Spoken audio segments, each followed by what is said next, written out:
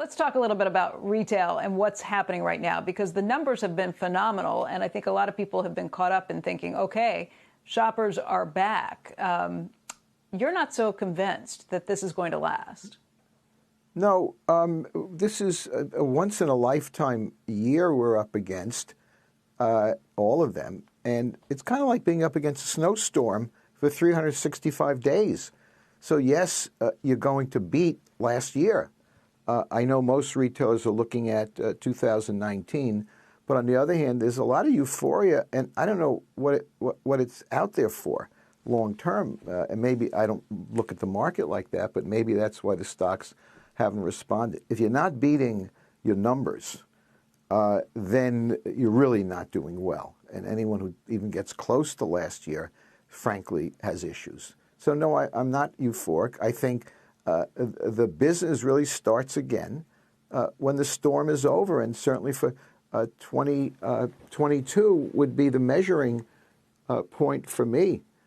This year, a lot of expense cuts, a lot of unprofitable store closings, a lot of inventory, not excess inventories. We all kind of underbought, and which was, it's kind of a perfect storm, no pun intended, but we'll wait and see to what happens. I'm not sure. I'm not optimistic about long-term things necessarily changing until I see more excitement in the marketplace, until I see a lot different or better choices in the apparel world, the world I'm in. So we'll wait and see. When you say the long-term trends continuing, you mean things like the mall being a place that's a little out of date and not as desirable. You mean department stores are going to have trouble. Explain what you mean by the long-term trends. Where do you think the biggest pain is going to be felt? Well, I don't think you're going to see retail again the way you've seen it over the last, well, it's been changing for years in terms of the business, meaning, companies that have a unique position and companies, frankly, that sell, that own their labels are, to me, the future. It's kind of been the future for many years. I think this year intensifies that. Plus, what's interesting is you have a lot of wholesale companies learning how to go direct to the consumer. Nike, for example, has learned how to be a pretty good direct retailer because the online business exploded this year because stores weren't there.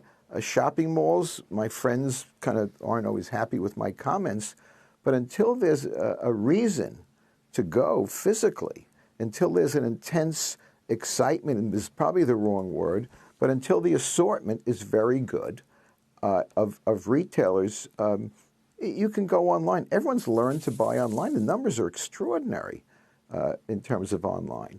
And everyone, frankly, is using, I say everyone, their home as a fitting room. So why go? There have been a lot of people who have kind of watched what has happened and who think that maybe people are dying to get back out there and this is a change. You just disagree with that entirely, right? You think that this is a brief moment where people want to get back out there, but after that, I think we've all felt this pent-up demand. Well, 100%. I mean, we've all been locked up for a year. We're trying to figure out in our tiny company how much sweats to buy. I mean, can't imagine it continuing as it was.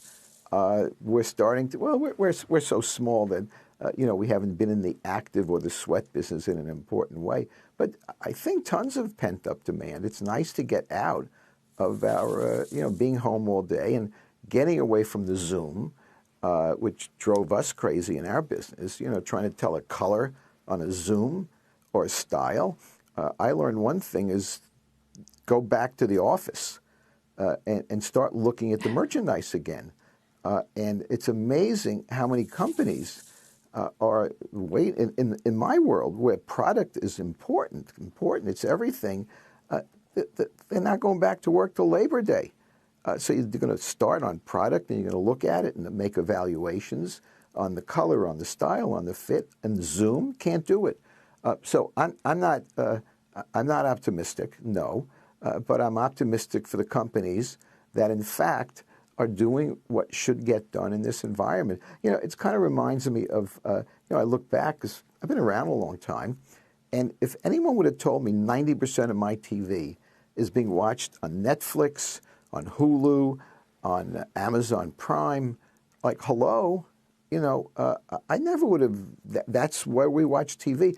And when people talk about TV, I don't hear anyone talking about network TV, and I saw a great show, or even great movies.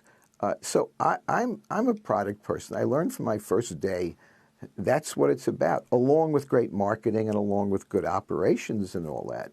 But no, so it's pent-up demand by definition doesn't last forever, and then we'll get to normalcy. I say 2022, but that's, I think, when the reset begins.